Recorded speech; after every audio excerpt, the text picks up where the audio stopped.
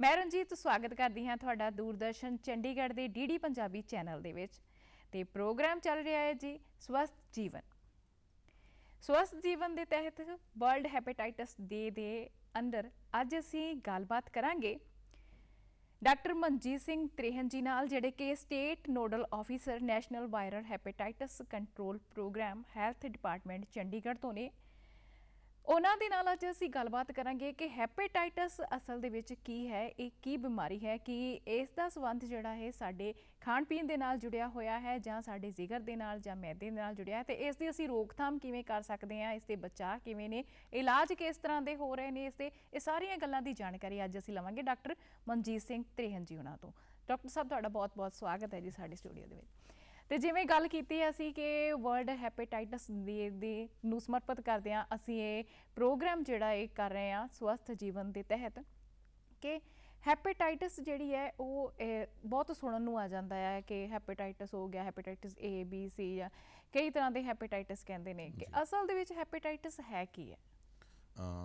अज world hepatitis day की जिहड़ी theme है जी वो है हैपेटाइटिस कांट वेट। जी ਉਹਦਾ मतलब है कि हैपेटाइटिस की है ਜਿਹੜਾ भी आइटिस वर्ड ਜਿਹੜਾ मैडिकल लैंग्वेज में ਇਹਦਾ मतलब है कि इन्फ्लेमेशन है। इन्फ्लेमेशन ਨੂੰ ਆਪਾਂ ਸਿੰਪਲ ਜੀ ਲੈਂਗੁਏਜ ਸਮਝੋ, ਸਾਡੇ ਕਿਤੇ ਚੋਟ ਲੱਗ ਜਾਏ ਤਾਂ ਕੀ ਹੁੰਦਾ ਹੈ, ਰੈਡਨੈਸ ਹੋ ਜਾਂਦੀ ਹੈ, ਸਵੈਲਿੰਗ ਆ ਜਾਂਦੀ ਹੈ, ਪੇਨ ਸ਼ੁਰੂ ਹੋ ਜਾਂਦੀ ਹੈ, ਤੇ ਇਹਨੂੰ ਹੀ ਇਨਫਲੇਮੇਸ਼ਨ ਕਿਹਾ ਜਾਂਦਾ ਹੈ। तो इस तरह साडा जिहड़ा लिवर है, जे लिवर नूं किसी तरह की भी कदी इंजरी होवे, आपां नूं कॉमनली पता है कि बहुत ज़्यादा शराब पीण नाल लिवर नूं नुकसान हो सकता है। तुसीं वायरल हैपेटाइटिस की गल कीती, हैपेटाइटिस ए है, बी है, सी है, डी और ई भी ने। तो इस तरह जिवें ये वायरसिस जिहड़े ने ये स्पैसीफिकली लिवर नूं इन्फैक्ट करते हैं, ठीक है। डिफरेंट वायरसिस ने डिफरेंट ऑर्गनस दे नाल उन्हां दा डिजीज़ ने, तो इन्हां दी प्रीडोमिनेंटली इन्वॉल्वमेंट लिवर दे नाल है। तो इस तरह ये वायरसिस होण चाहे अल्कोहल होए, और सब तो वड्डी गल है कि अज दे दिन दी आपां गल करिए तो खाण पीण दे नाल लिवर दा बहुत वड्डा संबंध है। तो जिहड़ियां चीज़ां भी असीं खाने हैं, तो ये मैं शेयर करना चाहांगा कि साडी इंटेस्टाइन चों डाइजेशन तो बाद सारा का सारा खाया पिया, भावें वो असीं अच्छी चीज़ खाधी, भावें आपां जहर खाई है, आपां कोई दवाई खाई है, वो हर चीज़ ने उत्थों ब्लड के थ्रू पहला लिवर विच पहुँचना है, तो लिवर ही सब तो पहला उन्हां चीज़ों नूं हैंडल करता है। तो ओबवियसली जो साडी हैल्दी डाइट होएगी तो लिवर हैल्दी रहेगा, और जो साडी डाइट दे विच कुछ भी एबनॉर्मल जिहड़ियां अनहैल्दी चीज़ां ने तो लिवर नूं जाके वो नुकसान करनगियां। तो लिवर नूं जदों भी कोई चीज़ हर्ट करेगी, हार्म करेगी, तो उत्थे इन्फ्लेमेशन हो जाएगी, ਉਹਨੂੰ ਆਪਾਂ हैपेटाइटिस कहने हैं जी, ठीक है। हालांकि जो प्रोग्राम है national viral hepatitis control programme, ਉਹਦਾ ਜਿਹੜਾ फोकस है वो वायरल हैपेटाइटिस के उपर है, क्योंकि ये हैपेटाइटिस ਜਿਹੜੇ वायरसिस ने ये लंबे अरसे वास्ते बहुत डैमेज कर सकते हैं। लेकिन हैपेटाइटिस होर भी जदों भी कुछ होएगा लिवर को, मान लो हुण फॉर एग्जाम्पल किस नूं डेंगू की इन्फेक्शन हो जाती है, मलेरिया की इन्फेक्शन हो जाती है, टाइफाइड हो जाता है, बॉडी च कोई भी डिजीज़ प्रोसैसिस है तो हर ऑर्गन तो उसका फर्क पैंदा है। तो जदों जदों भी लिवर में इन्फ्लेमेशन होंदी है, लिवर नूं कोई चोट पुजदी है, ਉਹਦਾ लिवर एक्चुअली इन्फ्लेमेशन बॉडी का एक रिएक्शन का ढंग होंदा है, ताकि बॉडी नूं जो भी डैमेज हो रहा वो इन्फ्लेमेशन करके इन्फ्लेमेशन दे विच साडे बॉडी के इम्यून सिस्टम वाले सैल आ जाते हैं, वो आके उन्होंने डिजीज़ नूं, उस इंजरी नूं, उस ट्रॉमा नूं कंट्रोल करने की कोशिश करते हैं। तो that is what we call as hepatitis G. तो हैपेटाइटिस दीयां किस्मां ने, कई कहंदे ने ए बी सी, ये किवें पता लगता है कि किहड़ी किस्म का जिहड़ा हैपेटाइटिस है वो किसी पर्सन नूं हो चुका है? हाँ, ये टिपिकल गल जी आप कर रहे हैं वायरसिस बारे ने। तो वायरल इन्फेक्शन जैसा उन्होंने क्लासीफाई करिए तो एक्यूट और क्रॉनिक चेक। एक्यूट का मतलब की है, तो एक टिपिकल एग्जाम्पल है, जुकाम होंदा है 2-4-5 दिन होकर चला जाता है, किस नूं लूज मोशनस होए, बुखार होया 2-4 दिन, तो इस तरह दी बीमारियां जिहड़ियां कुछ दिन पहला आईयां, कुछ दिनों च चलियां गईयां, उन्होंने एक्यूट इन्फेक्शनस कहने हैं। तो जिहड़ियां लिवर दियां कॉमन इन्फेक्शनस ने हैपेटाइटिस ए और हैपेटाइटिस ई, ये दोनों कॉमनली एक्यूट इन्फेक्शनस करदियां ने, और इन्हां दा जिहड़ा संबंध है साडे इन्फैक्टेड फूड मटीरियल दे नाल है, ठीक है। तो कभी भी कितों, क्योंकि ये वायरसिस साडे खाण दे नाल साडी बॉडी च जांदे और stool they which pass on होंदे हैं, तो किते भी फीकल मैटर दी साडे ईटेबल्स नाल जे कंटैमीनेशन हो जाती है तो उत्थों ये इन्फेक्शन आती है, और ये कुछ दिन वास्ते रहिंदे ने। तो हुंदा की है जो इन्फेक्शन होंदी है, पहला तो एक नॉन स्पैसीफिक जो सिम्पटम होंगे, बॉडी एक्स है, फीवर्स है, और कुछ दिनों से फिर की होंदा है कि क्योंकि लिवर साडे सज्जे पासे होंदा तो उत्थे सोजिश नाल पेन होएगी, हाथ लाएँ भी दर्द हो सकती है, ਤੁਹਾਨੂੰ ਅੱਖਾਂ पीलियां दिखने शुरू हो सकती, यूरिन येलो हो सकता है जिन्होंने आप पीलिया कहने हैं। लेकिन जरूरी नहीं कि पीलिया सब नूं होवे, पर जो असीं टैसट करते हैं ब्लड के टैसट, वो लिवर के टैसट जिन्होंने लिवर फंक्शन टैसट कहने, वो तो सानूं पहलां तो पता लगता है कि हैपेटाइटिस है। ਮਰੀਜ਼ ਦੀ ਸਟੋਰੀ ਤੋਂ ਪਤਾ ਲੱਗਦਾ ਹੈ, ਮਰੀਜ਼ ਨੂੰ ਐਗਜ਼ਾਮਿਨ ਕਰਨ, ਫਿਰ ਜਦੋਂ ਅਸੀਂ ਟੈਸਟ ਕਰਦੇ ਹਾਂ ਤਾਂ ਟੈਸਟਾਂ ਦੇ ਵਿੱਚ ਕਨਫਰਮ ਹੋ ਜਾਂਦਾ ਹੈ ਕਿ ਜੇ ਅਕਿਊਟ ਇਨਫੈਕਸ਼ਨ ਹੈ ਕਿ ਇਹ ਹੈਪੇਟਾਈਟਿਸ ਏ ਹੈ ਜਾਂ ਈ ਹੈ ਜਾਂ ਕਿ ਬੀ ਔਰ ਸੀ ਹੈ। ਤੇ ਜਿਹੜੀਆਂ ਬੀ ਔਰ ਸੀ ਨੇ ਉਹ ਕ੍ਰੋਨਿਕ ਇਨਫੈਕਸ਼ਨਸ ਨੇ। ਕ੍ਰੋਨਿਕ ਦਾ ਮਤਲਬ ਕਿ ਜਿਹੜੀਆਂ ਲੰਬੇ ਅਰਸੇ ਵਾਸਤੇ ਚੱਲਣ ਵਾਲੀਆਂ। ਉਹਦਾ ਇੱਕ ਟਿਪੀਕਲ ਐਗਜ਼ਾਮਪਲ HIV ਦਾ ਹੈ, ਕਿਉਂਕਿ HIV ਨੂੰ ਆਇਆ ਹੁਣ ਬਹੁਤ ਡੈਕੇਡਸ ਹੋ ਚੁੱਕੇ ਸੋਸਾਇਟੀ 'ਚ, ਲੋਕ ਉਹਦੇ ਬਾਰੇ ਬਹੁਤ ਜਾਣਕਾਰੀ ਵੀ ਰੱਖਦੇ ਨੇ ਔਰ ਪਬਲਿਕ ਦੇ ਵਿੱਚ ਇਹਦੇ ਬਾਰੇ ਬਹੁਤ ਸਾਰਾ ਈਵਨ ਗਵਰਨਮੈਂਟ ਵੱਲੋਂ ਹਰ ਪੱਧਰ ਤੇ ਐਜੂਕੇਸ਼ਨ ਵੀ ਬਹੁਤ ਦਿੱਤੀ ਗਈ ਹੈ। ਤਾਂ ਐਗਜ਼ੈਕਟਲੀ ਇਹ ਬੀ ਔਰ ਸੀ ਵੀ ਉਸੇ ਤਰ੍ਹਾਂ ਹੀ ਸਪਰੈਡ ਕਰਦੇ। ਫੋਰ ਐਗਜ਼ਾਮਪਲ ਇਨਫੈਕਟਿਡ ਬਲੱਡ, ਜਿਹੜਾ ਕਿ ਹੁਣ ਸ਼ਾਇਦ ਜ਼ਿਆਦਾ ਕਾਮਨ ਪ੍ਰੋਬਲਮ ਨਹੀਂ ਹੈ, ਕਿਉਂਕਿ ਜਦੋਂ ਵੀ ਆਪਾਂ ਬਲੱਡ ਡੋਨੇਟ ਕਰਦੇ ਹਾਂ ਤਾਂ ਸਾਡਾ ਬਲੱਡ ਸਕਰੀਨ ਹੁੰਦਾ ਹੈ, ਤਾਂ ਬਲੱਡ ਬੈਂਕ ਤੋਂ ਹੁਣ ਇਨਫੈਕਸ਼ਨ ਆਉਣ ਦੇ ਚਾਂਸਸ ਘੱਟ ਗਏ। ਤੇ ਕਾਮਨ ਕਾਜ਼ਸ ਕੀ ਹੋ ਸਕਦੇ ਨੇ? ਇੱਕ ਤਾਂ ਕਿ ਸਾਂਝੀਆਂ ਸਰਿੰਜਾਂ ਯੂਜ਼ ਕਰਨੀਆਂ ਜਿਹੜੇ ਡਰੱਗ ਐਡਿਕਟ ਨੇ। ਇੱਕ ਡਰੱਗ ਐਡਿਕਟ ਨੂੰ ਮੰਨ ਲਓ ਬੀ ਜਾਂ ਸੀ ਹੈ ਜਾਂ HIV ਹੈ, ਉਹਨੇ ਸਰਿੰਜ ਯੂਜ਼ ਕੀਤੀ, ਦੂਸਰੇ ਨੇ ਤੀਸਰੇ ਨੇ ਯੂਜ਼ ਕਰ ਲਈ, ਉਹ ਸਾਰਿਆਂ ਨੂੰ ਇੱਕ ਦੂਸਰੇ ਤੋਂ ਉਹਦੇ, ਕਿਉਂਕਿ ਬਲੱਡ ਤੋਂ ਉਹਦੇ ਵਾਇਰਸ ਆ ਜਾਏਗਾ। ਔਰ ਇਸੇ ਤਰ੍ਹਾਂ ਅਨਪ੍ਰੋਟੈਕਟਡ ਸੈਕਸ ਹੈ, ਜਿਹੜਾ ਕਿ ਮਲਟੀਪਲ ਪਾਰਟਨਰਸ ਨੇ ਜਾਂ ਸੈਕਸ਼ੂਅਲ ਪਰਵਰਸ਼ਨਸ ਨੇ, ਉਹਨਾਂ ਵਿੱਚ ਆਪਣੇ ਪਾਰਟਨਰ ਤੋਂ ਬੰਦਾ ਇਨਫੈਕਸ਼ਨ ਲੈ ਸਕਦਾ ਹੈਗਾ। ਤੋ ਔਰ ਇਹ ਜਿਹੜਾ ਇਹ ਲੰਬੇ ਅਰਸੇ ਵਾਸਤੇ ਚੱਲਦਾ, ਸ਼ੁਰੂ 'ਚ ਇਹਨਾਂ ਦੀ ਵੀ ਐਕਿਊਟ ਇਨਫੈਕਸ਼ਨ ਹੋ ਸਕਦੀ ਹੈ। ਉਹਨਾਂ 'ਚੋਂ ਕੁਝ ਲੋਕ ਰਿਕਵਰ ਕਰ ਜਾਂਦੇ ਨੇ, ਲੇਕਿਨ ਕੁਝ ਦੇ ਵਿੱਚ ਇਨਫੈਕਸ਼ਨ ਲੰਬੇ ਸਾਲਾਂ ਦੇ ਵਾਸਤੇ ਜ਼ਿੰਦਗੀ ਭਰ ਵਾਸਤੇ ਪਰਸਿਸਟ ਕਰ ਸਕਦੀ ਹੈ। ਤੋ ਪਤਾ ਆਪਾਂ ਨੂੰ ਹਮੇਸ਼ਾ ਟੈਸਟਾਂ ਤੋਂ ਹੀ ਲੱਗੇਗਾ। ਹੁਣ ਜਿਸ ਤਰ੍ਹਾਂ ਬੀ ਔਰ ਸੀ ਦੀ ਕ੍ਰੋਨਿਕ ਇਨਫੈਕਸ਼ਨ ਆ, ਉਹਨਾਂ ਨੂੰ ਕੁਝ ਵੀ ਨਹੀਂ ਹੁੰਦਾ। ਤਾਂ ਹੁਣ ਉਹਦੀ ਸਟ੍ਰੈਟਜੀ ਕੀ ਹੈ ਵਰਲਡ ਓਵਰ? ਜਿਸ ਤਰ੍ਹਾਂ ਮੈਂ ਗੱਲ ਕੀਤਾ ਕਿ ਜਿਹੜਾ ਵੀ ਬਲੱਡ ਡੋਨੇਟ ਕਰੇਗਾ ਉਹਦਾ ਆਪਾਂ ਸਕਰੀਨ ਕਰਾਂਗੇ। ਉਹਦੇ ਦੋ ਮਕਸਦ ਹੋ ਗਏ, ਇੱਕ ਤਾਂ ਜੇ ਇਨਫੈਕਟਡ ਸੀਗਾ ਦੂਸਰੇ ਆਦਮੀ ਨੂੰ ਇਨਫੈਕਸ਼ਨ ਨਹੀਂ ਜਾਏਗੀ, ਪਲੱਸ ਇਹਨੂੰ ਵੀ ਆਪਾਂ ਹੁਣ we'll find out this person, ਇਹਦੀ ਟ੍ਰੀਟਮੈਂਟ ਆਪਾਂ ਕਰ ਸਕਦੇ ਹਾਂ। तो इसी तरह मल्टीपल लैवल ਤੇ ਸਕਰੀਨਿੰਗ ਇਹਦੀ ਕਰ ਰਹੇ ਹਾਂ ਅਸੀਂ। ਪ੍ਰੈਗਨੈਂਟ ਲੇਡੀਜ਼ ਦੀ ਸਕਰੀਨਿੰਗ ਹੁੰਦੀ ਹੈ ਔਰ ਨਿਊਬੋਰਨ ਬੇਬੀਜ਼ ਨੂੰ ਸਭ ਨੂੰ ਹੈਪੇਟਾਈਟਿਸ ਬੀ ਦਾ ਵੈਕਸੀਨ ਦਿੱਤਾ ਜਾ ਰਿਹਾ ਹੈ ਤਾਂ ਕਿ ਆਪਣੇ ਸਮਾਜ ਚੋਂ ਹੈਪੇਟਾਈਟਿਸ ਬੀ ਨੂੰ ਆਉਣ ਵਾਲੀ ਜਨਰੇਸ਼ਨ ਉਹ ਸਾਰੀ ਇਹਦੇ ਵਾਸਤੇ ਇਮਿਊਨ ਪੈਦਾ ਹੋਏ। ਸਰ ਇਹ ਹੈਪੇਟਾਈਟਿਸ ਜਿਹੜਾ ਹੈ ਕਿਸੇ ਵੀ ਉਮਰ ਦੇ ਵਿਅਕਤੀ ਨੂੰ ਹੋ ਸਕਦਾ ਹੈ ਜਾਂ ਇਹਦੀ ਜ਼ਿਆਦਾ ਤੋਂ ਜ਼ਿਆਦਾ ਸੰਭਾਵਨਾ ਬੱਚਿਆਂ 'ਚ ਹੁੰਦੀ ਹੈ ਜਾਂ ਜ਼ਿਆਦਾ ਏਜ ਦੇ ਵਿਅਕਤੀਆਂ ਦੇ ਵਿੱਚ ਹੁੰਦੀ ਹੈ? ਨਹੀਂ, ਇਹਦਾ ਸਿੰਪਲ ਜੀ ਗੱਲ ਹੈ ਕਿ ਜਿਹੜਾ ਏ ਔਰ ਈ ਹੈ ਉਹ ਜਦੋਂ ਆਪਣਾ ਫੂਡ ਮੈਟਰ ਕੰਟੈਮੀਨੇਟਡ ਹੈ ਤਾਂ ਉੱਥੋਂ ਆ ਜਾਣੀ ਹੈ, ਔਰ ਬੀ ਔਰ ਸੀ ਹੈ ਜਿੱਥੋਂ ਵੀ ਸਾਨੂੰ ਇਨਫੈਕਟਿਡ ਮਟੀਰੀਅਲ ਸਾਡੀ ਬੋਡੀ 'ਚ ਚਲਾ ਗਿਆ ਉੱਥੋਂ ਹੋ ਜਾਣੀ ਹੈ। ਤਾਂ ਕਿਸੇ ਵੀ ਉਮਰ ਦੇ ਵਿੱਚ ਇਨਫੈਕਸ਼ਨ ਹੋ ਸਕਦੀ ਹੈ ਆਪਣਾ। ਜੀ, ਤੇ ਫਿਰ ਸਰ ਇਹਦੇ ਇਲਾਜ ਕੀ ਨੇ? ਬੀ ਔਰ ਸੀ ਦੇ ਲਈ ਇਲਾਜ ਬਣਿਆ ਕੋਈ ਜਾਂ ਨਹੀਂ? ਹਾਂ, ਹੁਣ ਇਸ ਤਰ੍ਹਾਂ ਹੈ ਕਿ ਇਹਨਾਂ ਦੇ ਬਾਰੇ ਫਿਰ ਇਨਵੈਸਟੀਗੇਸ਼ਨ ਕੀਤੀਆਂ ਜਾਂਦੀਆਂ ਕਿ ਐਗਜ਼ੈਕਟਲੀ ਕਿੰਨੀ ਪ੍ਰੋਬਲਮ ਹੈ। ਵਾਇਰਸਿਸ ਦੇ ਪਹਿਲਾਂ ਤਾਂ ਸਕਰੀਨਿੰਗ ਟੈਸਟ ਹੁੰਦੇ ਨੇ ਜਿਹਦੇ ਵਿੱਚ ਕਿ ਜਿਹੜੇ ਕਿ ਆਮ ਅੱਜ ਕੱਲ੍ਹ ਹਰ ਜਗ੍ਹਾ ਡਿਸਪੈਂਸਰੀਆਂ 'ਚ ਹੋ ਰਹੇ ਨੇ, ਉਹ ਤੋਂ ਸਾਨੂੰ ਇੱਕ ਮਿਲਦਾ ਵੀ ਇਸ ਪਰਸਨ ਦੇ ਵਿੱਚ ਇਨਫੈਕਸ਼ਨ ਹੋ ਸਕਦੀ ਹੈ। ਪਰ ਉਹ ਬਹੁਤ ਸਾਰੀਆਂ ਇਨਫੈਕਸ਼ਨ ਜਿਹੜੇ ਟੈਸਟ ਨੇ ਪ੍ਰੈਜ਼ੈਂਟ ਜਾਂ ਪਾਸਟ ਇਨਫੈਕਸ਼ਨ ਨੂੰ ਉਹ ਸਾਨੂੰ ਸੁਜੈਸਟ ਕਰਦੇ ਨੇ। ਫਿਰ ਉਹਨਾਂ ਦੇ ਕਨਫਰਮੇਟਰੀ ਟੈਸਟ ਨੇ ਜਿਹਦੇ 'ਚ ਕਿ ਅਸੀਂ ਜਿੱਦਾਂ ਅੱਜ RT-PCR ਜਣੇ ਰੱਖਣੇ ਨੂੰ ਪਤਾ ਕੋਵਿਡ ਦਾ, ਉਸੇ ਤਰ੍ਹਾਂ ਹੈਪੇਟਾਈਟਿਸ ਬੀ ਔਰ ਸੀ ਦੇ RNA ਔਰ DNA ਟੈਸਟ ਹੁੰਦੇ ਨੇ। ਉਹ ਟੈਸਟ ਕਰਨ ਤੋਂ ਪਤਾ ਸਾਨੂੰ ਲੱਗ ਜਾਂਦਾ ਕਿ ਇਹਨਾਂ ਦੇ ਬੋਡੀ ਦੇ ਵਿੱਚ ਵਾਇਰਸ ਹੈ, ਮਤਲਬ ਐਕਟਿਵ ਵਾਇਰਸ ਹੈ। ਤਾਂ ਜੇ ਹੁਣ ਕਿਸੇ ਦੀ ਵੀ ਬੋਡੀ 'ਚ ਐਕਟਿਵ ਵਾਇਰਸ ਹੈ ਤਾਂ ਸੀ ਬਾਰੇ ਬਹੁਤ ਵਧੀਆ ਡਿਵੈਲਪਮੈਂਟ ਹੋਈ ਹੈ ਪਿਛਲੇ ਕੁਝ ਸਾਲਾਂ 'ਚ ਕਿ ਹੈਪੇਟਾਈਟਿਸ ਸੀ ਜਿਹੜੀ ਕਿ ਤਕਰੀਬਨ 10-15-20 ਸਾਲਾਂ 'ਚ ਲਿਵਰ ਨੂੰ ਖਤਮ ਕਰ ਸਕਦੀ ਹੈ, ਲਿਵਰ ਕੈਂਸਰ ਕਰ ਸਕਦੀ ਹੈ, ਉਹਦੀ ਹੁਣ 3 ਮਹੀਨਿਆਂ ਦੀ ਟ੍ਰੀਟਮੈਂਟ 'ਚ ਐਗਜ਼ੈਕਟਲੀ 84 ਦਿਨ ਦੀ ਟ੍ਰੀਟਮੈਂਟ ਹੈ। ਸਿੰਗਲ ਟੈਬਲੇਟ ਡੇਲੀ ਲੈਣ ਦੇ ਨਾਲ ਉਹ ਕਿਉਰ ਹੋ ਜਾਂਦੀ ਹੈ। ਤਾਂ national viral hepatitis all over ਦਾ ਕੰਟਰੀ ਇਹਦੇ ਉੱਪਰ ਬਹੁਤ ਵੱਡਾ ਥਰਸਟ ਹੈ ਕਿ ਅਸੀਂ ਸਾਰੇ ਹਾਈ ਰਿਸਕ ਇੰਡੀਵਿਜੂਅਲਸ ਨੂੰ ਸਕਰੀਨ ਕਰੀਏ। ਸਾਡੇ ਹਸਪੀਟਲ ਜਿਹੜੇ ਲੋਕ ਆਉਂਦੇ ਨੇ, ਬਹੁਤ ਸਾਰੇ ਲੋਕਾਂ ਦੀ ਜਿੱਦਾਂ ਸਕਰੀਨਿੰਗ ਅਸੀਂ ਕਰਦੇ ਹਾਂ, ਜਿੱਥੇ ਵੀ ਸਾਨੂੰ ਪੋਜ਼ੀਟਿਵ ਮਿਲਦਾ ਹੈ ਨਾਲ ਦੇ ਨਾਲ ਉਹਦੀ ਫ੍ਰੀ ਟ੍ਰੀਟਮੈਂਟ ਸ਼ੁਰੂ ਕਰ ਦਿੱਤੀ ਜਾਂਦੀ ਹੈ। ਦਵਾਈਆਂ ਮਹਿੰਗੀਆਂ ਨੇ, ਇਸ ਕਰਕੇ ਗਵਰਨਮੈਂਟ ਆਫ ਇੰਡੀਆ ਵੱਲੋਂ ਪੂਰੇ ਕੰਟਰੀ 'ਚ ਦਵਾਈਆਂ ਫ੍ਰੀ ਦਿੱਤੀਆਂ ਜਾਂਦੀਆਂ ਨੇ। ਇਹਨਾਂ ਦੀ ਰੈਗੂਲਰ ਮੋਨੀਟਰਿੰਗ ਹੁੰਦੀ ਹੈ ਔਰ 3 ਮਹੀਨੇ ਦੀ ਟ੍ਰੀਟਮੈਂਟ ਦੇ ਵਿੱਚ 95% ਤੋਂ ਜ਼ਿਆਦਾ ਲੋਕ ਕਿਉਰ ਹੋ ਜਾਂਦੇ ਆ। ਇਹ ਗੱਲ ਹੈ ਹੈਪੇਟਾਈਟਿਸ ਸੀ ਬਾਰੇ। ਤੇ ਇਹਦਾ ਮਤਲਬ ਵੀ ਜੇ ਕਿਸ ਨੂੰ ਹੋ ਹੀ ਗਿਆ ਕਿਤੇ ਵੀ ਰਾਤੀ ਭਰ ਵੀ ਘਬਰਾਉਣ ਦੀ ਲੋੜ ਨਹੀਂ ਹੈ। ਆਪਣੇ ਨੇੜਲੇ ਸਰਕਾਰੀ ਹਸਪਤਾਲ 'ਚ ਬੰਦਾ ਆਵੇ, ਉੱਥੇ ਜਾਂ ਟ੍ਰੀਟਮੈਂਟ ਹੋ ਜਾਏਗੀ ਜਾਂ ਉੱਥੋਂ ਨੀਅਰੈਸਟ ਸੈਂਟਰ ਜਿੱਥੇ ਅਵੇਲੇਬਲ ਹੈ ਮੈਡੀਸਨ ਉੱਥੇ ਰੈਫਰ ਕਰ ਦਾਂਗੇ। ਔਰ ਜਿਹੜੀ ਬੀ ਹੈ ਉਹਨੂੰ ਹਾਲੇ ਤੱਕ ਕਿਉਰ ਤਾਂ ਨਹੀਂ ਹੈ ਜੋ ਦਵਾਈਆਂ, ਲੇਕਿਨ ਉਹਨੂੰ ਆਪਾਂ ਕੰਟਰੋਲ ਕਰ ਸਕਦੇ ਹਾਂ। ਲਿਵਰ ਦੇ ਡੈਮੇਜ ਨੂੰ ਮਿਨੀਮਾਈਜ਼ ਕੀਤਾ ਜਾ ਸਕਦਾ ਹੈਗਾ। ਔਰ ਜਿਹਨੂੰ ਵੀ ਬੀ ਹੈ ਉਹਦੇ ਫੈਮਿਲੀ ਮੈਂਬਰਸ ਨੂੰ, ਉਹਦੇ ਨੇੜਲੇ ਸਾਰੇ ਬੰਦਿਆਂ ਨੂੰ ਆਪਾਂ ਟੈਸਟ ਕਰਕੇ ਜੋ ਨੈਗੇਟਿਵ ਨੇ ਤੇ ਵੈਕਸੀਨੇਸ਼ਨ ਦਿੱਤੀ ਜਾ ਸਕਦੀ ਹੈ ਤਾਂ ਕਿ ਉਸ ਇਨਸਾਨ ਤੋਂ, ਕਿਉਂਕਿ ਘਰ ਦੇ ਵਿੱਚ ਕਲੋਜ਼ ਦੀ ਰਹਿਣ ਦੇ ਨਾਲ ਇੱਕ ਦੂਸਰੇ ਨੂੰ ਇਨਫੈਕਸ਼ਨ ਸਪਰੈਡ ਹੋ ਸਕਦੀ ਹੈ। ਤਾਂ ਉਹਨਾਂ ਸਾਰਿਆਂ ਦੇ ਫੈਮਿਲੀ ਮੈਂਬਰਸ ਨੂੰ, ਕੰਟੈਕਟਸ ਨੂੰ ਪ੍ਰੋਟੈਕਟ ਕਰਨਾ ਬੜਾ ਜ਼ਰੂਰੀ ਹੈ। ਤਾਂ ਇਸ ਤਰ੍ਹਾਂ ਕਰਕੇ ਆਪਾਂ ਉਹਨਾਂ ਨੂੰ ਬਚਾ ਸਕਦੇ ਹਾਂ ਔਰ ਇਹਨਾਂ ਨੂੰ ਆਪਾਂ ਟ੍ਰੀਟ ਕਰ ਸਕਦੇ ਹਾਂ।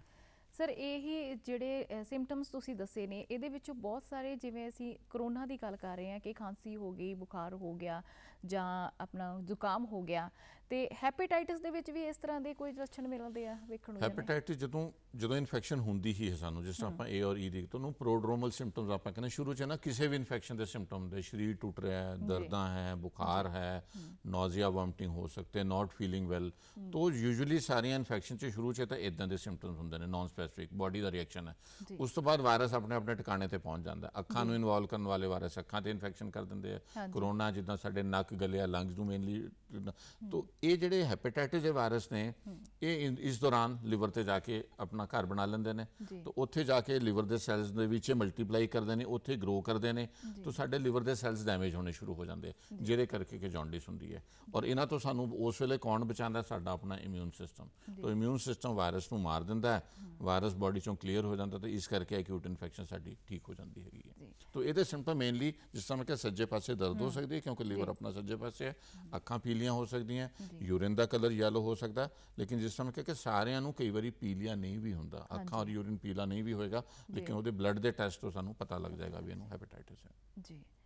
ਤੇ ਸਰ ਫਿਰ ਇਹਦੇ ਵਾਸਤੇ ਆਪਾਂ ਨੂੰ ਪ੍ਰੀਕਾਸ਼ਨਸ ਕੀ ਰੱਖਣੀਆਂ ਚਾਹੀਦੀਆਂ ਨੇ, ਸਾਵਧਾਨੀਆਂ ਕੀ ਹੋਣੀਆਂ ਚਾਹੀਦੀਆਂ ਨੇ? ਪ੍ਰੀਕਾਸ਼ਨਸ ਹੈਪੇਟਾਈਟਿਸ ਏ ਔਰ ਈ ਦੀ ਜੇ ਗੱਲ ਕਰਦੇ ਹਾਂ, ਸਾਫ ਸੁਥਰਾ ਖਾਣਾ।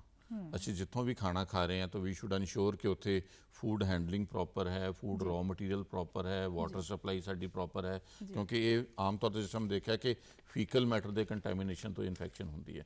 ਔਰ ਜੇ ਤੱਕ ਬੀ ਔਰ ਸੀ ਦੀ ਗੱਲ ਹੈ, ਆਪਾਂ ਨੂੰ ਜਦੋਂ ਕਦੀ ਵੀ ਇੰਜੈਕਸ਼ਨ ਲਗਵਾਉਣਾ ਤਾਂ it should be safe practice, proper disposable syringes use ਹੋਣ। ਔਰ ਆ ਜਿਹੜੀ ਡਰੱਗ ਐਡਿਕਸ਼ਨਸ ਹੈ, ਇੰਜੈਕਟੇਬਲ ਡਰੱਗਸ ਦੀਆਂ ਹੈਬਿਟਸ ਨੇ, ਮੈਂ ਇਹੀ ਬੇਨਤੀ ਕਰਾਂਗਾ ਸਾਰੇ ਸਮਾਜ ਨੂੰ ਕਿ ਇਹਨਾਂ ਨੂੰ ਆਪਾਂ ਯੂਥ ਨੂੰ ਬਾਹਰ ਕੱਢੀਏ, ਇਹਦੇ ਵਿੱਚੋਂ ਬਾਹਰ ਆਉਣ। ਔਰ ਜਿਨ੍ਹਾਂ ਨੂੰ ਵੀ ਕਿਸੇ ਨੂੰ ਇਨਫੈਕਸ਼ਨ ਹੈ, ਆਪਾਂ ਸਕਰੀਨ ਕਰਕੇ ਉਹਨਾਂ ਨੂੰ ਟਰੀਟ ਕਰੀਏ ਤਾਂ ਕਿ ਉਹ ਇਨਫੈਕਸ਼ਨ ਦੇ ਲੈਵਲ ਨੂੰ ਆਪਾਂ ਸੋਸਾਇਟੀ 'ਚੋਂ ਘਟਾ ਸਕੀਏ। ਜੀ। ਕਈ ਵਾਰੀ ਕੀ ਹੁੰਦਾ ਹੈ, ਸਾਨੂੰ ਇਹ ਅਕਸਰ ਬਹੁਤ ਸਾਰੇ ਬਾਜ਼ਾਰ ਦੇ ਵਿੱਚ ਨਾ ਪ੍ਰੋਡਕਟ ਆਉਣ ਲੱਗ ਗਏ ਆ, ਅਸੀਂ ਕੋਈ ਵੀ ਨੈਚੁਰਲ ਖਾਣਾ ਖਾਣ ਦੀ ਬਜਾਏ, ਫਰੂਟ ਖਾਣ ਦੀ ਬਜਾਏ ਕਹਿ ਦਿੰਦੇ ਆ ਜੇ ਚਲੋ ਮੰਨ ਲਓ ਕਿ ਸਾਡੇ ਸਰੀਰ ਦੇ ਵਿੱਚ ਨਾ ਵਿਟਾਮਿਨ ਡੀ ਦੀ ਕਮੀ ਹੋ ਗਈ, ਤਾਂ ਉਹ ਕਹਿੰਦੇ ਨੇ ਕਿ ਆਹ ਗੋਲੀਆਂ ਆ ਗਈਆਂ ਨੇ, ਆਹ ਕੈਪਸੂਲ ਆ ਗਏ ਨੇ, ਕਿ ਉਹਨਾਂ ਦੀ ਬਜਾਏ ਸਾਨੂੰ ਨੈਚੁਰਲ ਫੂਡ ਵੱਲ ਧਿਆਨ ਦੇਣਾ ਚਾਹੀਦਾ ਹੈ, ਜਾਂ ਉਹ ਜਿਹੜੇ ਸਬਸਟੀਟਿਊਟ ਨੇ ਉਹ ਸਾਡੀ ਉਸ ਕਮੀ ਨੂੰ ਪੂਰਾ ਕਰਦੇ ਆ? ਦੇਖੋ, ਦੋ ਚੀਜ਼ਾਂ ਨੇ। ਇੱਕ ਤਾਂ ਹੁਣ ਜਿਸ ਤਰ੍ਹਾਂ ਤੁਸੀਂ ਆਪਾਂ ਗੱਲ ਕਰਦੇ ਕਿ ਵਿਟਾਮਿਨ ਡੀ ਹੈ, ਕਿਸ ਦਾ ਲੈਵਲ ਮੰਨ ਲਓ ਨਾਰਮਲ ਹੈ, ਤਾਂ ਉਹਨੂੰ ਤਾਂ ਨਾਰਮਲ ਡੇ ਟੂ ਡੇ ਜੋ ਆਪਾਂ ਖਾਣਾ ਖਾਂਦੇ ਹਾਂ, ਵਿਟਾਮਿਨ ਡੀ ਦੀ ਤੁਸੀਂ ਗੱਲ ਕੀਤੀ ਹੈ, ਫੈਟ ਸੋਲਿਊਬਲ ਚੀਜ਼ਾਂ ਤੋਂ ਆਉਂਦਾ ਹੈ, ਜਿਹੜੇ ਵੀ ਮਿਲਕ ਪ੍ਰੋਡਕਟਸ ਹੋ ਸਕਦੇ हैं, ऑयल्स एंड फैट्स हो सकते हैं। लेकिन जे मान लो किसी का विटामिन डी बहुत ही घट है, तो उस कमी ਨੂੰ पूरी ਕਰਨ ਲਈ ਉਸ ਦੌਰਾਨ ਸਾਨੂੰ ਦਵਾਈਆਂ ਦੀ ਮਦਦ ਦੀ ਲੋੜ ਹੁੰਦੀ, ਕਿਉਂਕਿ ਉਹਦੇ ਲੈਵਲ ਲੋ ਨੇ ਤੇ ਐਬਨੋਰਮਲ। ਇਸ ਤਰ੍ਹਾਂ ਹੀਮੋਗਲੋਬਿਨ ਹੈ ਜਾਂ ਆਇਰਨ ਲੈਵਲਸ ਹੈ, ਤਾਂ ਜਦੋਂ ਤੁਹਾਡੇ ਹੁਣ ਕਿਸੇ ਦਾ ਹੀਮੋਗਲੋਬਿਨ ਮੰਨ ਲਓ 5 ਗ੍ਰਾਮ ਹੈ, ਤਾਂ ਉੱਥੇ ਹੈਲਦੀ ਫੂਡ ਦੇ ਨਾਲ ਉਹਨੂੰ 5 ਤੋਂ 15 ਤੱਕ ਕਰਨਾ ਸ਼ਾਇਦ ਪੋਸੀਬਲ ਨਾ ਹੋਏ, ਲੇਕਿਨ ਹੈਲਦੀ ਫੂਡ ਨਾਲ ਜਦੋਂ ਆਪਾਂ ਉਹਨੂੰ 5 ਤੋਂ ਨਾਰਮਲ ਤੇ ਲੈ ਆਵਾਂਗੇ ਟਰੀਟ ਕਰਕੇ, ਜਸ ਉਹਨੂੰ ਮੇਨਟੇਨ ਕਰਨ ਵਾਸਤੇ ਤਾਂ ਫੂਡ। ਪਰ ਤੁਸੀਂ ਫੂਡ ਦੀ ਗੱਲ ਜਦੋਂ ਲਿਵਰ ਦੀ ਕਰਦੇ ਹੋ, ਤਾਂ ਲਿਵਰ ਨੂੰ ਫੂਡ ਦਾ ਬਹੁਤ ਵੱਡਾ ਰਿਸ਼ਤਾ ਲਿਵਰ ਦੇ ਨਾਲ ਹੈ, ਕਿਉਂਕਿ ਸਾਡਾ ਸਾਰਾ ਫੂਡ ਮੈਟਰ ਜਿਹੜਾ ਹੈ ਇੰਟੈਸਟਾਈਨ ਤੋਂ ਲਿਵਰ 'ਚ ਜਾਣਾ ਹੁੰਦਾ ਹੈ। ਤਾਂ ਜਿੰਨਾ ਵੀ ਜੰਕ ਫੂਡ ਹੈ, ਔਰ ਜੰਕ ਫੂਡ ਮੈਂ ਸਭ ਨਾਲ ਡਿਸਕਸ ਕਹਿਣਾ ਚਾਹਾਂਗਾ ਕਿ ਬੱਚਿਆਂ ਦੀ ਸਕੂਲ ਦੀਆਂ ਬੁੱਕਸ ਦੇ ਵਿੱਚ ਐਸੇ ਚੈਪਟਰਸ ਨੇ ਇਹਨਾਂ ਦੇ ਉੱਪਰ, ਤਾਂ ਕਿ ਬੱਚੇ ਸਕੂਲ ਦੇ ਵਿੱਚ ਹੀ ਸਮਝ ਆਉਣ। ਤਾਂ ਜਿੰਨੀਆਂ ਵੀ ਇਹ ਮੈਦੇ ਦੀਆਂ ਬਣੀਆਂ ਹੋਈਆਂ ਚੀਜ਼ਾਂ ਨੇ, ਜਿਨ੍ਹਾਂ 'ਚ ਫੈਟ ਬਹੁਤ ਜ਼ਿਆਦਾ ਹੈ, ਸਪੈਸ਼ਲੀ ਕੋਲਡ ਡਰਿੰਕਸ ਵਾਲੀਆਂ ਜਿਹੜੀਆਂ ਇੱਦਾਂ ਦੀਆਂ ਚੀਜ਼ਾਂ ਨੇ, ਈਵਨ ਜੂਸਿਸ ਵੀ ਨੇ ਜਿਨ੍ਹਾਂ 'ਚ ਮਿੱਠਾ ਬਹੁਤ ਜ਼ਿਆਦਾ ਹੈ, ਤਾਂ ਉਹ ਚੀਜ਼ਾਂ ਸਾਡੇ ਲਿਵਰ ਨੂੰ ਨੁਕਸਾਨ ਕਰਦੀਆਂ, ਜਿਹਦੇ ਕਰਕੇ ਲਿਵਰ ਦੀ ਖਰਾਬੀ ਜਿਹੜੀ ਹੈ, ਔਰ ਇਸ 'ਤੇ ਬਹੁਤ ਵੱਡਾ ਕਾਜ਼ ਹੈ ਸਾਡੀ ਸੋਸਾਇਟੀ 'ਚ ਲਿਵਰ ਨੂੰ ਨੁਕਸਾਨ ਕਰਨ ਦਾ। ਤਾਂ ਇਸ ਕਰਕੇ ਵਾਇਰਸਿਸ ਦੇ ਨਾਲ ਨਾਲ ਇਹ ਸਾਡੀ ਡਾਈਟ, ਸਾਡਾ ਲਾਈਫ ਸਟਾਈਲ, ਓਵਰਵੇਟ, ਮੋਟਾਪਾ, ਰੈਗੂਲਰ ਐਕਸਰਸਾਈਜ਼ ਨਾ ਕਰਨਾ, ਇਹ ਸਾਰੀਆਂ ਚੀਜ਼ਾਂ ਵੀ ਲਿਵਰ ਵਾਸਤੇ ਮਤਲਬ ਤੁਸੀਂ ਕਹਿ ਲਓ ਕਿ ਅਲਕੋਹਲ ਦੇ ਬਰਾਬਰ ਡੈਮੇਜ ਕਰਦੀਆਂ, ਕਹਿ ਲਓ ਤਾਂ ਵਾਇਰਸ ਦੇ ਬਰਾਬਰ। ਤਾਂ ਦੇ ਆਲ ਆਰ ਇਕੁਅਲੀ ਰਿਸਪੌਂਸੀਬਲ। ਤੁਸੀਂ ਅੱਜ ਜੇ ਅਲਟਰਾਸਾਊਂਡ ਦੀ ਰਿਪੋਰਟਾਂ ਦੇਖੋ, ਹਰ ਕਿਸੇ ਦੇ ਫੈਟੀ ਲਿਵਰ ਆ ਰਿਹਾ ਹੈਗਾ ਜੀ, ਠੀਕ ਹੈ ਨਾ। ਤਾਂ ਉਹ ਜਿਹੜਾ ਡੈਮੇਜ ਹੋ ਰਿਹਾ, ਉਹ ਤਾਂ ਵਾਇਰਸ ਨਹੀਂ ਕਰ ਰਿਹਾ, ਉਹ ਤਾਂ ਅਲਕੋਹਲ ਤੋਂ ਨਹੀਂ ਹੋ ਰਿਹਾ, ਉਹ ਸਾਡੇ day to day lifestyle ਤੋਂ ਹੋ ਰਿਹਾ ਹੈਗਾ। ਤਾਂ I think it's very important thing for us to understand ਕਿ ਜੇ ਆਪਾਂ ਆਪਣੇ ਲਿਵਰ ਨੂੰ ਕੀ, ਇਹ ਪੂਰੀ ਬਾਡੀ ਦਾ ਹੀ ਪ੍ਰਿੰਸੀਪਲ ਹੈ ਕਿ ਸਾਡੀ ਹੈਲਦੀ ਡਾਈਟ ਹੋਵੇ, ਸਾਡੀ ਜੋ ਜਿਸ ਤਰ੍ਹਾਂ ਤੁਸੀਂ ਬਹੁਤ ਸੋਹਣਾ ਡਿਸਪਲੇ ਕੀਤਾ ਹੈ, ਫਰੂਟ ਨੇ, ਸਬਜ਼ੀਆਂ ਨੇ, ਸਲਾਦ ਨੇ, ਤਾਂ they are the beautiful things created by ਰੱਬ ਨੇ ਜਿਹੜੀਆਂ ਚੀਜ਼ਾਂ ਬਣਾਈਆਂ ਨੇ, ਇਹਨਾਂ 'ਤੇ ਫੋਕਸ ਜ਼ਿਆਦਾ ਰਹੇ ਤਾਂ ਜਿਹੜਾ ਜੰਕ ਦਾ ਤਾਂ ਮਤਲਬ ਹੀ ਕੂੜਾ ਹੈਗਾ, ਕੂੜਾ ਖਾਣ ਦਾ ਤਾਂ ਕੋਈ ਮਤਲਬ ਬਣਦਾ ਨਹੀਂ। But then this is how the society grows. ਉਹ ਅਸੀਂ ਆਪਣੇ ਟੇਸਟ ਹੀ ਇਸ ਤਰ੍ਹਾਂ ਦੇ ਬਣਾ ਲਏ ਨੇ ਨਾ ਕਿ ਸਾਨੂੰ ਆਪਣੇ ਜੀਵ ਦੇ ਸਵਾਦ ਦੀ ਅਸੀਂ ਜ਼ਿਆਦਾ ਦੇਖਦੇ ਹਾਂ, ਆਪਣੇ ਸਰੀਰ ਦੀ ਜਿਹੜੇ ਖਿਆਲ ਆ ਉਹਦਾ ਅਸੀਂ ਘੱਟ ਰੱਖਦੇ ਹਾਂ। ਤੇ ਇੱਕ ਇਹ ਕਿ ਸਾਨੂੰ ਸਾਡੀ ਬੋਡੀ ਨੂੰ ਜ਼ਰੂਰਤ ਕਿੰਨੀ ਕੁ ਹੁੰਦੀ ਆ ਖਾਣੇ ਦੀ, ਅਸੀਂ ਕਈ ਵੇਲੇ ਓਵਰ ਖਾ ਲੈਂਦੇ ਆ, ਸਾਨੂੰ ਇੰਨਾ ਪਤਾ ਹੀ ਨਹੀਂ ਹੈਗਾ ਕਿ ਸਾਨੂੰ ਜਿਹੜਾ ਦੁੱਧ ਆ ਦਿਨ ਦੇ ਵਿੱਚ ਕਿੰਨਾ ਕੁ ਪੀਣਾ ਚਾਹੀਦਾ, ਜਾਂ ਸਾਨੂੰ ਡਾਈਟ ਜਿਹੜੀ ਆ ਉਹ ਸ਼ਾਮ ਦੇ ਵੇਲੇ ਜ਼ਿਆਦਾ ਲੈਣੀ ਚਾਹੀਦੀ ਜਾਂ ਸਵੇਰ ਦੇ, ਤੇ ਉਹਦੇ ਵਿੱਚ ਲੈਣਾ ਕੀ ਕੀ ਚਾਹੀਦਾ, ਕਿੰਨੀ ਕੁ ਜ਼ਰੂਰਤ ਹੁੰਦੀ ਹੈ, ਕਿੰਨੀ ਕੁ ਮਾਤਰਾ ਚਾਹੀਦੀ ਹੁੰਦੀ ਹੈ ਖਾਣੇ ਦੀ ਸਾਡੀ ਜੇ ਬੋਡੀ ਆਪਾਂ ਨੂੰ। ਗੱਲ ਕਰੀਏ ਤਾਂ ਸਾਡੇ ਸਕੂਲ ਦੇ ਸਿਲੇਬਸ ਨੇ ਬੈਲੈਂਸ ਡਾਈਟ ਦੇ ਉੱਪਰ ਚੈਪਟਰਸ ਨੇ, ਗੱਲਾਂ ਤਾਂ ਉੱਥੇ ਬੜੀਆਂ ਕਲੀਅਰ ਕੀਤੀਆਂ ਗਈਆਂ ਕਿ ਕਾਰਬੋਹਾਈਡਰੇਟਸ ਨੇ, ਪ੍ਰੋਟੀਨਸ ਨੇ, ਫੈਟਸ ਨੇ, ਵਾਈਟਾਮਿਨਸ ਨੇ, ਮਿਨਰਲਸ ਨੇ, ਤਾਂ ਬੈਲੈਂਸ ਹੀ ਬਣਾ ਕੇ ਰੱਖਾਂਗੇ ਤਾਂ ਵਧੀਆ ਰਹੇਗਾ। ਔਰ ਜੀਣ ਵਾਸਤੇ ਇੱਕ ਤਾਂ ਤੁਹਾਡੀ ਭੁੱਖ ਦੱਸਦੀ ਹੈ, ਦੂਜਾ ਜੇ ਦੇਸੀ ਗੱਲ ਹੈ ਤਾਂ ਤੁਹਾਡਾ ਐਬਡੋਮੀਨਲ ਸਰਕਮਫਰੈਂਸ ਨਾਪ ਕੇ ਦੇਖ ਸਕਦੇ ਹਾਂ। ਆਪਾਂ BMI ਦੀ ਗੱਲ ਕਰਦੇ ਹਾਂ, ਹੁਣ ਕਿਤਾ ਜੇ 5 ਫੁੱਟ ਜੇ ਹਾਈਟ ਹੈ ਔਰ ਜੇ 100 ਕਿਲੋ ਭਾਰ ਹੈ ਤਾਂ ਇਟ ਇਜ਼ ਅੰਡਰਸਟੈਂਡੇਬਲ ਕਿ ਜਿਸ ਗ੍ਰੋਸ ਐਬਨੋਰਮੈਲਿਟੀ, ਤਾਂ ਆਪਣੇ weight ਦੇ ਹਿਸਾਬ ਨਾਲ ਆਪਣਾ ਜਿਹੜਾ ਹਾਈਟ ਦੇ ਹਿਸਾਬ ਨਾਲ weight ਜਿਹੜਾ ਉਹਨੂੰ ਮੇਨਟੇਨ ਕਰਨਾ ਬਹੁਤ ਇੰਪੋਰਟੈਂਟ ਹੈ ਸਾਡੇ ਵਾਸਤੇ। ਜਿੰਨਾ ਆਪਾਂ ਮੋਟਾਪਾ ਪਾਲਦੇ ਰਹਾਂਗੇ ਉਨੀਆਂ ਕੱਲ੍ਹ ਨੂੰ ਬਿਮਾਰੀਆਂ, ਲੀਵਰ ਹੈ, ਚਾਹੇ ਹਾਰਟ ਦੀਆਂ ਪ੍ਰੋਬਲਮ ਨੇ, ਚਾਹੇ ਡਾਇਬਟੀਜ਼ ਹੈ, ਚਾਹੇ ਬਲੱਡ ਪ੍ਰੈਸ਼ਰ ਹੈ, ਚਾਹੇ ਕੱਲ੍ਹ ਨੂੰ ਜੋੜਾਂ ਦੀਆਂ ਦਰਦਾਂ ਨੇ, ਸਾਰਿਆਂ ਦਾ ਓਵਰਵੇਟ ਨਾਲ ਰਿਲੇਸ਼ਨ ਹੈ। ਔਰ ਓਵਰਵੇਟ ਦੇ ਵਿੱਚ ਲੀਵਰ ਦਾ ਬਹੁਤ ਵੱਡਾ ਰੋਲ ਹੈ, ਬਹੁਤ ਇਫੈਕਟ ਹੁੰਦਾ ਲੀਵਰ ਉਹਦੇ ਨਾਲ। ਜੀ ਸਰ, ਸਰਕਾਰਾਂ ਵੱਲੋਂ ਕੀ ਕੋਈ ਉਪਰਾਲੇ ਕੀਤੇ ਜਾ ਰਹੇ ਨੇ ਕਿ ਇਸ ਤਰ੍ਹਾਂ ਦੀਆਂ ਬਿਮਾਰੀਆਂ ਜਿਹੜੀਆਂ ਨੇ, ਹੈਪੇਟਾਈਟਸ ਹੈ, B ਹੈ, C ਹੈ, ਜਿਹੜਾ ਵੀ ਹੈ, ਉਸ ਨੂੰ ਕੰਟਰੋਲ 'ਚ ਰੱਖਿਆ ਜਾਏ ਕਿ ਇਸ ਤਰ੍ਹਾਂ ਸਾਲ ਬਾਅਦ ਜਾਂ 6 ਮਹੀਨਿਆਂ ਬਾਅਦ ਜਾਂ ਕਿਤੇ ਇਸ ਤਰ੍ਹਾਂ ਦਾ ਕੋਈ ਪਲਾਨ ਹੁੰਦਾ ਹੈ ਕਿ ਸਭ ਦੇ ਟੈਸਟ ਹੋਣੇ ਜ਼ਰੂਰੀ ਨੇ? ਦੇਖੋ, ਇੱਕ ਤਾਂ ਇਸ 'ਤੇ ਬਹੁਤ ਇੰਪੋਰਟੈਂਟ ਇੰਟਰਵੈਂਸ਼ਨ ਕੀਤੀ ਕਿ ਜਨਮ ਤੋਂ ਪਹਿਲਾਂ ਗੱਲ ਸ਼ੁਰੂ ਹੋ ਜਾਂਦੀ ਹੈ। ਪ੍ਰੈਗਨੈਂਟ ਲੇਡੀ ਦੀ ਸਕਰੀਨਿੰਗ ਹੋ ਰਹੀ ਹੈ ਹੈਪੇਟਾਈਟਸ B, C, HA ਵਾਸਤੇ। ਜਿਹੜੀਆਂ ਮਦਰ ਹੈਪੇਟਾਈਟਸ B ਪੋਜ਼ਿਟਿਵ ਨੇ ਉਹ ਬੱਚੇ ਨੂੰ ਜਨਮ ਤੇ ਹੀ ਇਮਿਊਨੋਗਲੋਬੂਲਿਨਸ ਦਿੱਤੀਆਂ ਜਾਂਦੀਆਂ ਨੇ ਤਾਂ ਕਿ ਜੇ ਕੋਈ ਥੋੜਾ ਬਹੁਤ ਵਾਇਰਸ ਪਾਸ ਹੋ ਗਿਆ ਤਾਂ ਉਹਨੂੰ ਇਮੀਡੀਏਟਲੀ ਨਿਊਟਰਲਾਈਜ਼ ਕਰ ਦਿੱਤਾ ਜਾਵੇ। ਨਾਲ ਦੀ ਨਾਲ ਬੱਚੇ ਨੂੰ ਪਹਿਲੇ ਦਿਨ ਤੋਂ ਹੀ ਹੈਪੇਟਾਈਟਸ B ਦਾ ਟੀਕਾ ਲਗਾ ਦਿੱਤਾ ਜਾਂਦਾ ਹੈ, ਕਿਉਂਕਿ ਪੈਰੀਨੇਟਲ ਟਰਾਂਸਮਿਸ਼ਨ ਦੇ ਚਾਂਸਸ ਸਭ ਤੋਂ ਜ਼ਿਆਦਾ ਨੇ ਐਸਟਰ ਸੋਸਾਇਟੀ 'ਚ, ਕਿਉਂਕਿ ਬਲੱਡ ਵਗੈਰਾ ਤਾਂ ਸਕਰੀਨਿੰਗ ਹੁਣ ਬਹੁਤ ਸਾਲਾਂ ਤੋਂ ਰੈਗੂਲਰਲੀ ਹੁੰਦੀ ਹੈ। ਤਾਂ ਇੱਕ ਤਾਂ ਇਹ ਹੋ ਗਿਆ ਬੱਚੇ, ਫਿਰ ਬੱਚਿਆਂ ਨੂੰ ਹੈਪੇਟਾਈਟਸ B ਦਾ ਵੈਕਸੀਨ ਲੱਗ ਰਿਹਾ ਹੈ। ਵੈਸੇ ਪਬਲਿਕ ਦੇ ਵਾਸਤੇ ਮਾਰਕੀਟ 'ਚ ਹੈਪੇਟਾਈਟਸ A ਦਾ ਵੀ ਵੈਕਸੀਨ ਅਵੇਲੇਬਲ ਹੈ। ਫਿਰ ਜਿਸ ਤਰ੍ਹਾਂ ਮੈਂ ਗੱਲ ਕੀਤੀ, ਜਿੰਨਾ ਵੀ ਬਲੱਡ ਡੋਨੇਸ਼ਨ ਹੁੰਦੀ ਹੈ, ਸਾਰੇ ਬਲੱਡ ਦੀ screening hepatitis B, C, HA ਵੀ ਵਾਸਤੇ ਹੁੰਦੀ ਹੈ। ਤਾਂ ਉੱਥੇ ਆਪਾਂ ਡਿਟੈਕਟ ਕਰ ਰਹੇ ਹਾਂ, ਉੱਥੋਂ ਪਿਕ ਕਰ ਰਹੇ ਹਾਂ ਜਿਹਦੇ ਵੀ ਪੋਜ਼ਿਟਿਵ ਆ ਰਹੇ ਹੈ, C ਵਾਲੇ ਉਹਨਾਂ ਨੂੰ ਟ੍ਰੀਟਮੈਂਟ ਦੇ ਰਹੇ, ਈਵਨ B ਔਰ C ਦੋਨਾਂ ਦੀ ਟ੍ਰੀਟਮੈਂਟ ਹੋ ਰਹੀ ਹੈ ਪੂਰੇ ਕੰਟਰੀ 'ਚ under national viral hepatitis control programme. ਜਿੰਨੇ ਵੀ ਹਾਈ ਰਿਸਕ ਇੰਡੀਵਿਜੂਅਲਸ ਨੇ ਉਹਨਾਂ ਸਾਰਿਆਂ ਦੀ screening state AIDS control programme ਦੇ ਤਹਿਤ ਹੁੰਦੀ ਹੈ। ਉੱਥੋਂ ਵੀ ਜਿਹੜੇ ਲੋਕ ਪੋਜ਼ਿਟਿਵ ਆ ਰਹੇ ਨੇ ਉਹਨਾਂ ਸਭ ਨੂੰ ਅਸੀਂ ਟ੍ਰੀਟਮੈਂਟ ਦੇ ਰਹੇ ਹਾਂ। ਫ੍ਰੀ ਟ੍ਰੀਟਮੈਂਟਸ ਅਵੇਲੇਬਲ ਨੇ ਸਭ ਜਗ੍ਹਾ, ਟ੍ਰੀਟਮੈਂਟ ਸੈਂਟਰਸ ਔਰ ਮਾਡਲ ਟ੍ਰੀਟਮੈਂਟ ਸੈਂਟਰਸ ਦੇ ਵਿੱਚ। ਔਰ ਜਿਹੜੇ ਪੋਜ਼ਿਟਿਵ ਆਉਂਦੇ ਨੇ ਉਹਨਾਂ ਨੂੰ ਫੈਮਿਲੀ ਸਕਰੀਨਿੰਗ ਲਈ ਕਿਹਾ ਜਾਂਦਾ ਤਾਂ ਕਿ ਉਹਨਾਂ ਦੀ ਫੈਮਿਲੀ ਜੇ ਨੈਗੇਟਿਵ ਹੈ ਐਟਲੀਸਟ B ਦੀ ਤਾਂ ਆਪਾਂ ਪ੍ਰੋਟੈਕਸ਼ਨ ਕਰ ਲਈਏ, ਠੀਕ ਹੈ। ਤਾਂ that is what is being done. ਔਰ ਇਹ ਸਾਰੇ ਟੈਸਟ ਔਰ ਸਾਰੀਆਂ ਦਵਾਈਆਂ ਇਸ ਵੇਲੇ ਆਲ ਓਵਰ ਦਾ ਕੰਟਰੀ ਸਾਰੇ ਹਸਪਤਾਲਾਂ 'ਚ ਫ੍ਰੀ ਅਵੇਲੇਬਲ ਨੇ ਪੇਸ਼ੈਂਟਸ ਵਾਸਤੇ। ਜੀ, ਕਿ ਇਸ ਬਿਮਾਰੀ ਦੇ ਨਾਲ ਪੇਸ਼ੈਂਟ ਜਿਹੜਾ ਹੈ ਉਹ ਜਲਦੀ ਰਾਹਤ ਪਾ ਸਕਦਾ? ਜਿਵੇਂ ਤੁਸੀਂ ਦੱਸਿਆ ਕਿ 3 ਮਹੀਨੇ ਦਾ ਇਲਾਜ ਹੁੰਦਾ, 3 ਮਹੀਨੇ ਸਿਰਫ ਲੱਗਦੇ ਨੇ ਹੈਪੇਟਾਈਟਸ ਨੂੰ ਠੀਕ ਹੋਣ ਦੇ ਵਿੱਚ। ਇਹ ਕੀ ਕੁਛ ਕੁ ਇਸ ਤਰ੍ਹਾਂ ਦੇ ਪਰਸਨ ਵੀ ਹੁੰਦੇ ਨੇ, ਪੇਸ਼ੈਂਟ ਹੁੰਦੇ ਨੇ ਕਿ ਡੈਥ ਦਾ ਸ਼ਿਕਾਰ ਵੀ ਹੋ ਜਾਂਦੇ ਨੇ, ਕਿ ਮੌਤ ਦੀ ਦਰ ਹੈ ਇਹਦੇ ਜੇ ਵਿੱਚ? ਟ੍ਰੀਟਮੈਂਟ ਸ਼ੁਰੂ ਕਰਨ ਤੋਂ ਪਹਿਲਾਂ ਤੱਕ ਲਿਵਰ ਹੀ ਖਰਾਬ ਹੋ ਚੁੱਕਾ ਕਿਸੇ ਇਨਸਾਨ ਦਾ, ਬਿਲਕੁਲ ਹੀ ਸਿਰੋਸਿਸ ਐਂਡ ਸਟੇਜ ਲਿਵਰ ਤੇ ਪਹੁੰਚ ਗਿਆ ਹੈ, ਤੇ ਉੱਥੇ ਜਾ ਕੇ ਤੇ ਉਸ ਲਿਵਰ ਨੂੰ ਤੁਸੀਂ ਸ਼ਾਇਦ ਨਵਾਂ ਤਾਂ ਨਾ ਬਣਾ ਸਕੋ। ਕਈ ਵਾਰੀ ਲਿਵਰ ਟ੍ਰਾਂਸਪਲਾਂਟ ਦੀ ਵੀ ਨੌਬਤ ਆਉਂਦੀ ਹੈ। ਤਾਂ ਇਸ ਕਰਕੇ ਜਦੋਂ ਆਪਾਂ ਸਕਰੀਨਿੰਗ ਦੀ ਗੱਲ ਕਰਦੇ ਹਾਂ, ਸਕਰੀਨਿੰਗ ਤਾਂ ਆਪਾਂ ਉਸ ਸਟੇਜ ਤੇ ਕਰਦੇ ਹਾਂ ਕਿ ਕੁਝ ਵੀ ਨਹੀਂ ਹੈ ਇਨਸਾਨ ਨੂੰ, ਠੀਕ ਹੈ ਨਾ। ਬਲੱਡ ਡੋਨਰ ਹੈ ਚਾਹੇ ਉਹ ਹਾਈ ਰਿਸਕ ਇੰਡੀਵਿਜੂਅਲਸ ਨੇ, ਤੇ ਜਦੋਂ ਆਪਾਂ ਬਿਲਕੁਲ ਹਾਲੇ ਕੁਝ ਡੈਮੇਜ ਨਹੀਂ ਹੈ ਸਿਗਨੀਫਿਕੈਂਟ, ਉਸ ਸਟੇਜ 'ਚ ਜੇ ਟ੍ਰੀਟਮੈਂਟ ਕਰਦੇ ਨੇ ਤੇ C ਤਾਂ ਜਿਸ ਤਰ੍ਹਾਂ ਆਪਾਂ ਗੱਲ ਕਰ ਰਹੇ ਹਾਂ ਕਿਉਰ ਹੋ ਜਾਂਦੀ ਹੈਗੀ ਹੈ ਇਨ ਮੈਜੋਰਟੀ ਆਫ ਦਾ ਪੀਪਲ। ਔਰ ਜਿਨ੍ਹਾਂ 'ਚ ਮੰਨ ਲਓ 95% ਕਿਉਰ ਰੇਟ ਹੈ, ਜਿਹੜੇ 5% ਬਚੇ ਉਹਨਾਂ ਵਾਸਤੇ ਹੋਰ ਦਵਾਈਆਂ ਅਵੇਲੇਬਲ ਨੇ, ਸੈਕਿੰਡ ਲਾਈਨ ਟ੍ਰੀਟਮੈਂਟਸ ਅਵੇਲੇਬਲ ਨੇ, ਤਾਂ ਈਵਨ ਦੇ ਕੈਨ ਬੀ ਕਿਉਰਡ। ਔਰ B ਦਾ ਜਿੱਦਾਂ ਆਪਾਂ ਗੱਲ ਕੀਤੀ ਸੀ, ਤੁਸੀਂ ਡੈਮੇਜ ਨੂੰ ਮਿਨੀਮਾਈਜ਼ ਕਰ ਸਕਦੇ ਹੋ, ਵਾਇਰਲ ਲੈਵਲ ਨੂੰ ਕੰਟਰੋਲ ਕਰਕੇ ਰੱਖ ਸਕਦੇ ਹੋ, ਫਿਰ ਹੈਲਦੀ ਲਾਈਫ ਸਟਾਈਲ ਦੀ ਗੱਲ ਹੋ ਸਕਦੀ ਹੈ, ਫੈਮਿਲੀ ਮੈਂਬਰਸ ਦੀ ਪ੍ਰੋਟੈਕਸ਼ਨ ਦੀ ਗੱਲ ਹੋ ਸਕਦੀ ਹੈ। ਤਾਂ that all will make a lot of difference. ਫਰਕ ਤਾਂ ਬਹੁਤ ਉਹਨਾਂ ਚੀਜ਼ਾਂ ਦਾ ਪੈ ਵੀ ਰਿਹਾ ਔਰ ਆਉਣ ਵਾਲੇ ਸਮੇਂ 'ਚ ਪਏਗਾ ਵੀ। ਤੇ ਇਸ ਵਾਇਰਲ ਦੀ ਇਨਫੈਕਸ਼ਨ ਤੋਂ ਬਚਣ ਦੇ ਲਈ, ਜਿਵੇਂ ਕਹਿੰਦੇ ਨੇ ਕਿ ਕਰੋਨਾ ਦੇ ਵਿੱਚ ਸਾਰੇ ਫੈਮਿਲੀ ਮੈਂਬਰਸ ਨੂੰ ਡਿਸਟੈਂਸ ਬਣਾ ਕੇ ਰੱਖਣਾ ਚਾਹੀਦਾ, ਕਿ ਹੈਪੇਟਾਈਟਸ ਦੇ ਵਿੱਚ ਵੀ ਇਸੇ ਤਰ੍ਹਾਂ ਰੱਖਣਾ ਚਾਹੀਦਾ ਕਿ ਇਨਫੈਕਸ਼ਨ ਨਾ ਹੋਵੇ? ਔਰ ਥੋੜਾ ਆਪਾਂ ਗੱਲ ਕਰਾਂ ਹੈਪੇਟਾਈਟਸ A ਔਰ E 'ਚੋਂ ਗੰਦਗੀ ਖਾਣ ਤੋਂ ਡਿਸਟੈਂਸ ਮੇਨਟੇਨ ਕਰਨਾ। ਹੈਪੇਟਾਈਟਸ ਔਰ B, C ਦੇ ਵਿੱਚ ਆਪਾਂ ਆਪਣੇ ਅਬਨੋਰਮਲ ਬਿਹੇਵੀਅਰ ਤੋਂ ਆਪਣੇ ਆਪ ਨੂੰ ਬਚਾ ਕੇ ਰੱਖਣਾ, ਉਹ ਵੀ ਡਿਸਟੈਂਸ ਮੇਨਟੇਨ ਕਰਨਾ। ਕਿ ਇੰਜੈਕਸ਼ਨਸ ਨੇ ਜਾਂ ਹਾਈ ਰਿਸਕ ਸੈਕਸ਼ੂਅਲ ਬਿਹੇਵੀਅਰ ਹੈ ਤਾਂ ਉਹਨਾਂ ਚੀਜ਼ਾਂ ਤੋਂ ਯੈਸ ਆਪਾਂ ਨੂੰ ਦੂਰੀ ਬਣਾ ਕੇ ਰੱਖਣੀ ਚਾਹੀਦੀ ਉਹਨਾਂ ਚੀਜ਼ਾਂ ਤੋਂ। ਜੀ, ਤੇ ਫੈਮਿਲੀ ਮੈਂਬਰਸ ਦੀ ਕਹਿ ਰਹੀ ਸੀ ਮੈਂ ਗੱਲ ਕਿ ਫੈਮਿਲੀ ਮੈਂਬਰਸ ਜਿਹੜੇ ਇੱਕ ਘਰ ਦੇ ਵਿੱਚ ਹੁਣ ਇਕੱਠੇ ਰਹਿ ਰਹੇ ਨੇ, ਕਿ ਉਹਨਾਂ ਨੂੰ ਵੀ ਅਲੱਗ-ਅਲੱਗ ਰੂਮਸ ਦੇ ਵਿੱਚ ਹੀ ਸ਼ਿਫਟ ਹੋ ਜਾਣਾ ਚਾਹੀਦਾ ਹੈ? ਹੈਪੇਟਾਈਟਸ B, C ਵਾਸਤੇ ਐਸਾ ਤਾਂ ਨਹੀਂ ਹੈ, ਪਰ ਹੁਣ ਦੇਖੋ ਜਿਵੇਂ ਹਸਬੈਂਡ ਵਾਈਫ ਨੇ, because this virus is transmitted sexually also, तो एज वी सेड ਕਿ ਬੀ ਵਾਲੇ ਸਾਰੇ ਇਮੀਡੀਏਟਲੀ ਆਪਣੀ ਸਕਰੀਨਿੰਗ ਕਰਵਾ ਕੇ ਜੇ ਵੈਕਸੀਨੇਟਡ ਨਹੀਂ ਹੈ ਤੇ ਕਰਵਾਉਣ, ਬਚ ਜਾਣਗੇ, ਠੀਕ ਹੈ। ਔਰ ਸੀ ਵਾਲੇ ਜਿਹੜੇ ਹੈਗੇ ਆ ਉਹ ਜੇ ਕਿਸੇ ਨੂੰ ਵੀ ਹੈ ਤੇ ਜੇ ਰੱਬ ਨਾ ਕਰੇ ਟਰਾਂਸਮਿਟ ਹੋ ਵੀ ਜਾਂਦੀ ਹੈ, ਉਹਨੂੰ ਕਿਉਰ ਕਰ ਸਕਦੇ ਆ। ਹੁਣ ਕਿੰਨਾ ਤੁਸੀਂ ਡਿਸਟੈਂਸ ਮੇਨਟੇਨ ਕਰ ਸਕਦੇ ਹੋ, ਕਈ ਵਾਰੀ ਸਪੈਸ਼ਲੀ ਜੇ ਹਸਬੈਂਡ ਵਾਈਫ ਦੀ ਗੱਲ ਕਰਦੇ ਹੋ ਤੁਸੀਂ ਪ੍ਰੋਟੈਕਸ਼ਨ ਲੈ ਸਕਦੇ ਹੋ ਜਿੰਨੀ ਪੋਸੀਬਲ ਹੈ, but whatever is humanly possible you should do. ਲੇਕਿਨ ਕਰੋਨਾ ਦੀ ਤਰ੍ਹਾਂ ਇੱਦਾਂ ਨਹੀਂ ਵੀ ਆਪਣੇ ਖਾਂਸੀ ਕਰਨਾ, ਬੋਲਣ ਨਾ, ਇੱਦਾਂ ਵਾਇਰਸ ਸਪਰੈਡ ਨਹੀਂ ਕਰਦੇ ਹੈਗੇ ਜੀ। ਤੇ ਇਹਦੇ ਵਾਸਤੇ ਇੱਕ ਕਹਿੰਦੇ ਨੇ ਕਿ ਜੇ ਬੰਦਾ ਬਿਮਾਰ ਆ, ਆਪਣੇ ਸਰੀਰ ਨੂੰ ਰਿਸ਼ਟ ਪੁਸ਼ਟ ਰੱਖਣ ਲਈ, ਬਿਮਾਰੀ ਤੋਂ ਪਹਿਲੇ ਬਚ ਜਾਏ, ਤਾਂ ਐਕਸਰਸਾਈਜ਼ ਬਹੁਤ ਜ਼ਰੂਰੀ ਹੁੰਦੀ ਹੈ।